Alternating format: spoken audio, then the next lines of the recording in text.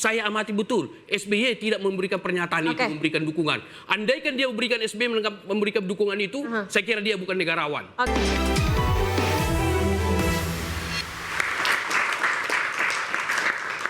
Ya, kembali bersama kami di Interupsi, dan tentu saja narasi kecurangan selalu hadir di setiap pemilihan ketika ada pihak yang kurang beruntung. Saya mau tanya ke Bung Andi, kalau dari Kempe sendiri, omongan soal kecurangan ini seperti apa sih, Bung Andi? Saya terus terang tidak langsung masuk kepada ada tim sendiri yang mengecek semua angka-angka dan situasi di TPS. Tapi secara umum kalau saya memang ya semua itu harus dilihat karena kita kan harus jujur dan adil. Tapi secara strategi memang perlu ada introspeksi di kalangan tim Ridho karena mungkin awal-awalnya terlalu memandang remeh, tiba-tiba ada pendatang baru, lalu kemudian pendatang baru ini tiba-tiba diberi ruang untuk melesat. Ya. Ini secara tim perlu harus ada introspeksi. Sehingga kalau nanti ada putaran kedua, itu semua bisa diperbaiki dan kemudian bisa memobilisasi lagi begitu banyak pemilih yang tidak datang ke TPS. Yang ini harus diperbaiki juga. Sehingga ya bagaimanapun sayang kalau ada 40. Biasanya kalau di pilkada itu rata-rata boleh dikata 70%, bahkan ada yang 80%. Jakarta sangat rendah dibandingkan yang lain. Barangkali terendah dari pilkada-pilkada lain. Ya, Bung Andi, tapi ini ada tuduhan kecurangan kan yang dari kubu Ridho dilontarkan kepada kubu Pram Rano. Apa bentuk kecurangannya? Kalau saya, sekali lagi, saya bukan langsung dalam tim inti dari pemenangan saya dari Partai Demokrat. Tidak yang salah seorang yang pengusung dari tim Ridho ini, Pak RK dan Pak Suswono. Tetapi kalau soal hal-hal yang bersifat lebih teknis tentu saja ada tim yang lain, biarlah mereka yang menyampaikan. Saya cuma melihat bahwa ini ada kesempatan untuk 2 putaran dan rasanya kalau 2 putaran lebih rame lah, lebih jelas satu mano a mano kira-kira. Masuk bisa mendorong partisipasi pemilih yang semakin besar. Betul sekali. Ya. Makin panas, nanti yang makin berikutnya banyak. ya 5 tahun lagi ya.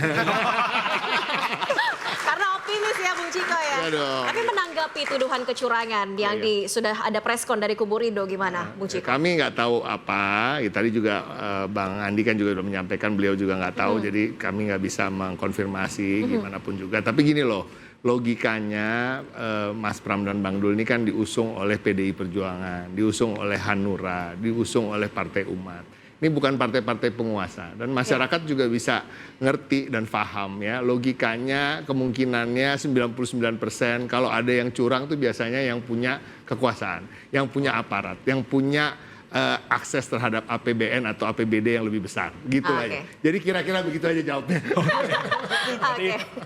Baik, kita ke Bang Mas Rudi dulu. Ya. Kalau kita melihat, ini kan tadi kita ngomongin soal partisipasi masyarakat Jakarta yang sangat rendah seperti itu. Ya. Dan kalau kita lihat bagaimana kemudian ketika nanti putaran kedua semakin sedikitkah atau karena tadi semakin panas makanya semakin banyak yang akan pilih gitu?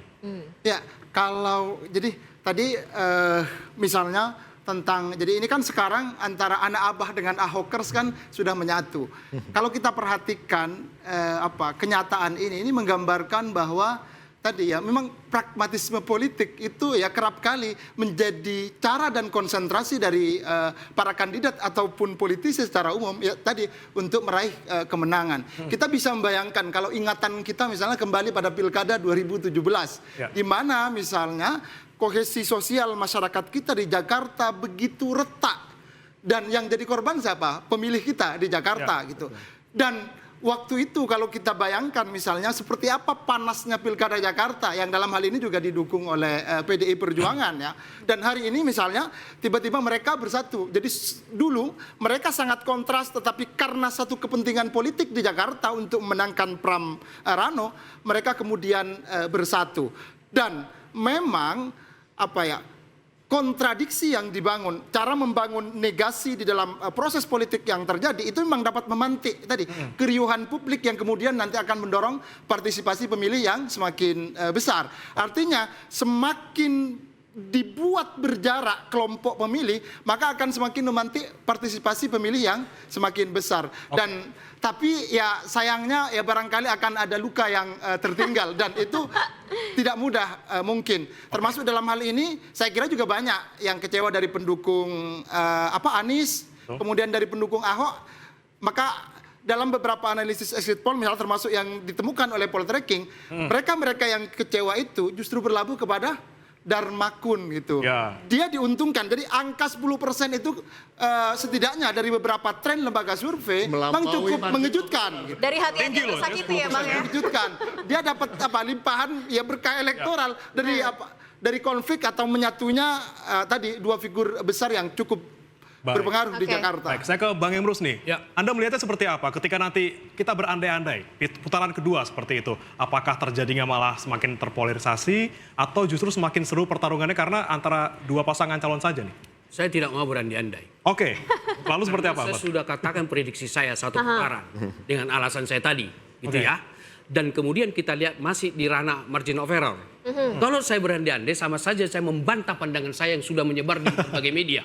Karena alasan saya sangat jelas bahwa itu satu putaran gitu ya, dengan saya jelaskan di awal tadi. Namun perlu saya jelaskan bahwa misalnya katakanlah satu tentang kecurangan, kan begitu. Seharusnya siapapun yang melakukan kecurangan itu bisa berbahaya loh dalam konteks politik ke depan. Kalau tidak teruji, tidak terbukti nanti ada kecurangan, masyarakat akan menilai, wah ini pengemuka pandangan yang bisa merusak opini publik atau tidak mendidik. Jadi bagi orang yang mengatakan ada kecurangan, buka ke publik. Apa salahnya? Ini kecurangannya. Jangan hanya kita berpendapat seolah-olah kita buat ada dalam teori, labeling teori. Kita label dulu lawan politik kita. Padahal belum tentu benar. Nah, jangan sekali-sekali kita mengutarakan sesuatu yang sifatnya melabeling kepada lawan politik kita. Padahal terus terang saya katakan, dasar daripada politik kita di Indonesia adalah Pancasila. Yaitu sila kedua dari Pancasila itu, yaitu kemanusiaan yang adil dan beradab. Beradabkah kita melabeling seseorang ada kecurangan? Tidak beradab itu. Kecuali ini yang kami temukan. Ada data begini, tunjukkan. Kalau itu sepanjang tidak ditunjukkan sangat berbahaya. Saya terus terang, andaikan itu tidak teruji, saya ragu masyarakat nanti akan menilai partai tersebut, wah orang yang menghiperbola suatu permasalahan. Tidak baik demikian. Boleh sedikit tambahan. Tentang saya mau tanggapi tentang bagaimana signifikansi Hawker dengan anak Abah. Kalau kita lihat survei kemarin, tentu survei ini kan sudah uji dari segi objektivitas metodologi, sudah bisa dipertanggungjawabkan. Nah, angkanya adalah sekitar 40 sekian sebelum pemilu. Lalu setelah pemilu menjadi 50 sekian. Berarti ada 6%. 3% daripada Ahoker gitu, dengan asumsi 3% dari Abah. Artinya ada pengaruh dibanding yang diberikan dukungan oleh presiden maupun mantan presiden. Tidak signifikan mendongkrak, tapi untung saya amati betul SBY tidak memberikan pernyataan itu, memberikan dukungan. Andaikan dia memberikan SBY memberikan dukungan itu, saya kira dia bukan negarawan. Bung Emrus, tahan kita ke Bung Mas Duri. Berarti endorsement Jokowi ke paslon Ridho ini tidak mengaruh dong di Jakarta? Ya, bukan kemudian tidak berpengaruh, mungkin tidak signifikan tepatnya. Karena ya berbeda. Kalau kita perhatikan di Jawa Tengah dan treatment yang dilakukan juga saya lihat berbeda ya antara Jakarta dan Jawa Tengah. Memang basis elektoral ya ini uniknya Jakarta gitu. Jadi memang tidak mudah kayak gitu memobilisasi atau memberikan endorser terhadap salah satu kandidat kemudian diikuti oleh massanya dengan sangat banyak misalnya, apalagi secara basis elektoral misalnya di Jakarta antara tadi mantan presiden ya Pak Jokowi misalnya, setidaknya ya tadi waktu masih bersama gitu kan. Tergambar di Pilkada 2017 misalnya kan penentangan atau ketidaksukaan terhadap Pak Jokowi di Jakarta kan relatif cukup kuat gitu. Ya salah satu bekas sisa masa lalu dari Pilkada Jakarta. Gitu. Jadi begini, kalau kita lihat Implos ini menang di Jawa Barat, menang di Jawa Tengah, menang di Banten, menang di Jawa Timur, Jawa aja, ya itu hampir semuanya menang kecuali DKI Jakarta, DKJ ini. Kalau saya melihatnya bukan soal Ahoker atau anak bukan endorsement, bukan itu. kegagalan dari tim Ridho untuk memobilisasi pendukung-pendukungnya untuk datang ke TPS. Strateginya. Itu kegagalan itu bagi saya itu yang karena ini 45% jumlahnya yang besar sekali. Separuh aja udah menang lagi dia.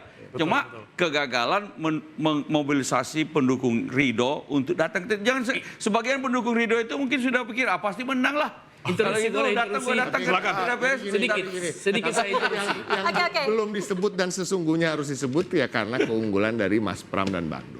Ya, kedua sosok inilah karena kalau di Jakarta ini masyarakatnya ini kan lebih terdidik daripada daerah-daerah lain dan tentunya lebih melihat sosok dan betul-betul mempelajari apa sih yang dia sampaikan itu. Dia bukan ujuk-ujuk hanya menunggu bansos, hanya menuju sembako murah, tapi artinya Mas Pram dan Bang Dul juga sosok-sosok yang ketika memperkenalkan diri di masyarakat sangat bisa. Oke, baik, Bung Emrus kita tahan, sudah mau ngomong juga tadi.